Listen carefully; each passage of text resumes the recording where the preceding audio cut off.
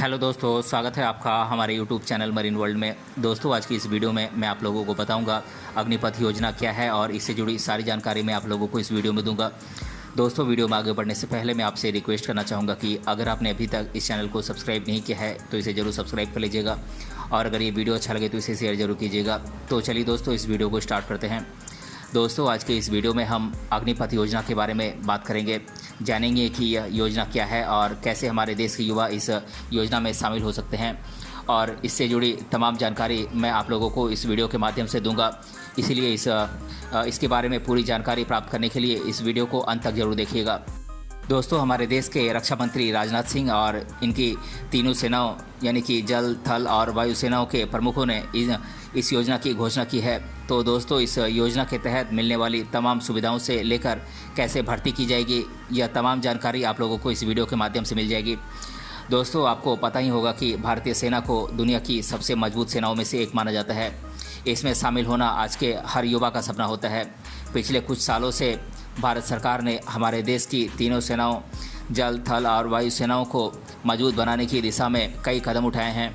उसी कड़ी में अब भारत सरकार ने सेना में भर्ती के लिए एक नया अभियान शुरू किया है, या फिर यह कहें कि भारत सरकार ने एक ऐसी योजना बनाई है जिसके तहत हमारे देश के युवाओं का भारतीय सेना में शामिल होना आसान हो जाएगा।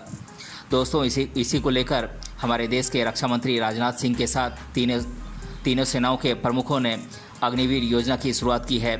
केंद्र सरकार के इस ऐलान से हमारे देश के युवाओं में काफ़ी उम्मीद बढ़ गई है, लेकिन अब भी कई स्टूडेंट्स ऐसे हैं जो इस अग्निवीर योजना को सही तरीके से समझ नहीं पाए हैं। तो दोस्तों, आज की इस वीडियो में मैं आप लोगों को अग्निवीर योजना के बारे में वो तमाम जानकारियाँ दूंगा जिसे आप जानना चाहते हैं। दोस्तों, बात करें यह अग्निपथ योजना क्या है जिसकी घोषणा केंद्र सरकार ने की है, तो दरअसल इस योजना के तहत भारतीय सेना के तीनों अंगों में सैनिकों की संख्या बढ़ाई जाएगी, जिसके लिए हर साल बड़ी संख्या में युवाओं की भर्ती की जाएगी, फिर चाहे वह इंडियन नेवी हो, थल सेना हो या वायुसेना। इस योजना के साथ तीनों सेनाओं में आप भर्ती हो सकते हैं। यह सेना की शॉर्ट टर्म पॉलिसी है। इसे आप ऐसे समझ सकते हैं कि आपको सेना में एक निश्चित समय के लिए भर्ती किया जाएगा, जो कि 4 साल का समय होगा, यानी आपको 4 साल तक सेना में सेवा देनी होगी। दरअसल सरकार की योजना है कि भारतीय सेना की तीनों अंगों में ज़्यादा से ज़्यादा युवा जवानों की भर्ती की जाए, जिससे हमारी सेना पहले से भी मजबूत हो सके।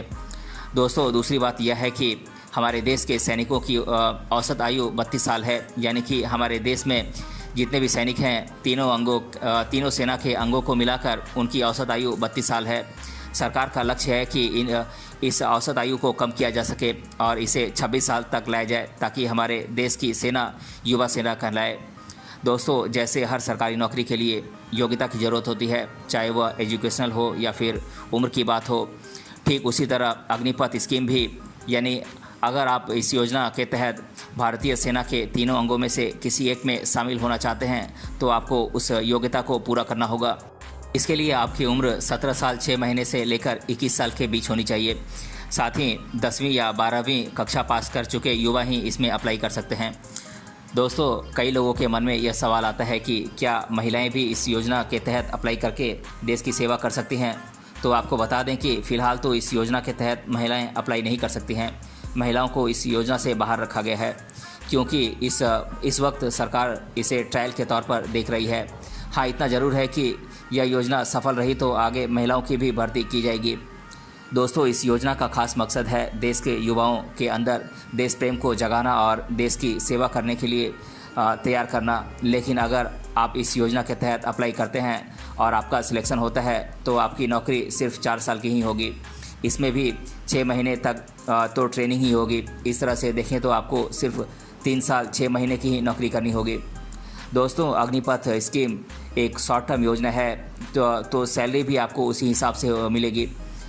सैलरी के अलावा भी आपको अन्य सुविधाएं मिलेंगी, लेकिन उससे पहले बात कर लेते हैं सैलरी की।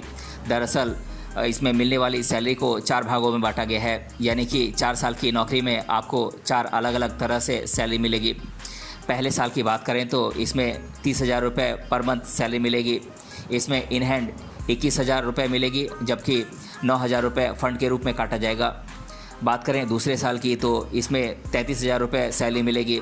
इसमें इन हैंड 23,100 रुपये मिलेगी, जबकि 9,900 रुपये फ़ंड के रूप में काटा जाएगा। तीसरे साल की बात करें तो 36,000 रुपये पर मंथ की सैलरी मिलेगी यहाँ पर, और इसमें इन हैंड आपको 25,580 रुपये मिलेगी, जबकि फ़ंड के रूप में 10,950 रुपये का काटा जाएगा। चौथे साल की बात करें तो इसमें 40,000 रुपये सैलरी आपको मिलेगी, और इसमें से इन हैंड 28,000 रुपये मिलेगी, जबकि 12,000 रुपये फ़ंड के रूप में काटा जाएगा। दोस्तों, इस योजना के तहत आपको पेंशन नहीं मिलेगी, जैसा कि अन्य जवानों को जो स्थायी होते हैं उन्हें पेंशन मिलता है। लेकिन हाँ, जब 4 सालों के बाद जब आप सेना से हटेंगे तब आपको सेवानिधि मिलेगी, यानी कि जो पैसे आपकी नौकरी करते वक्त काटे जाएंगे उसे जोड़ दें तो जितना मिलेगा उतना ही सरकार आपको देगी। तो इस तरह से आपको नौकरी से हटने के बाद आगे के भविष्य के लिए सरकार इतने सारे पैसे आपको देगी।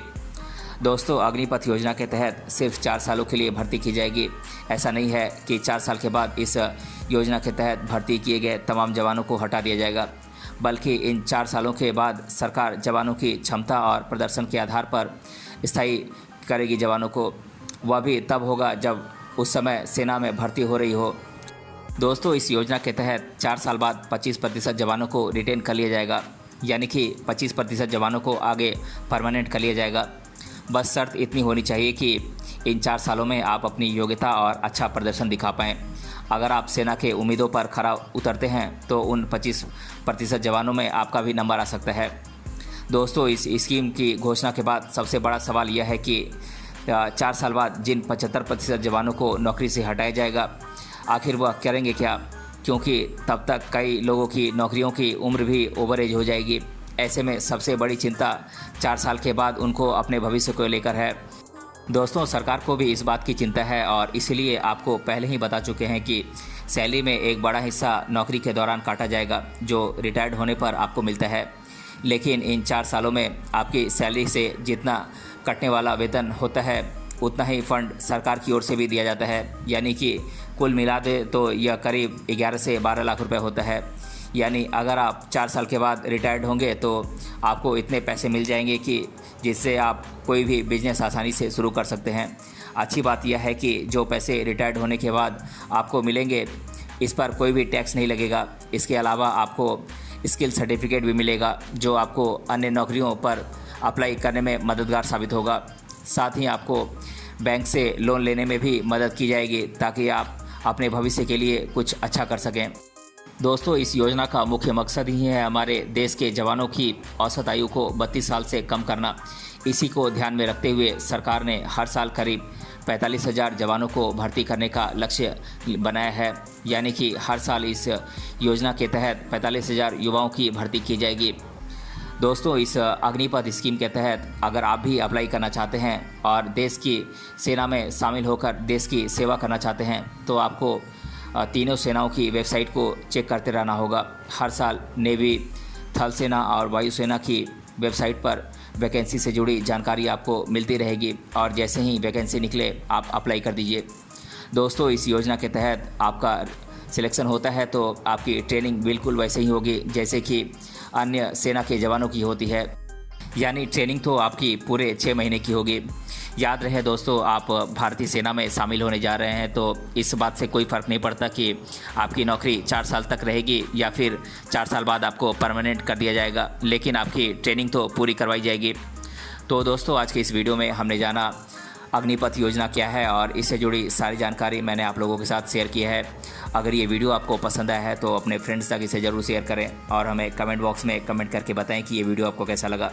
मिलते हैं अगले वीडियो में किसी अन्य टॉपिक के साथ, तब तक के लिए धन्यवाद।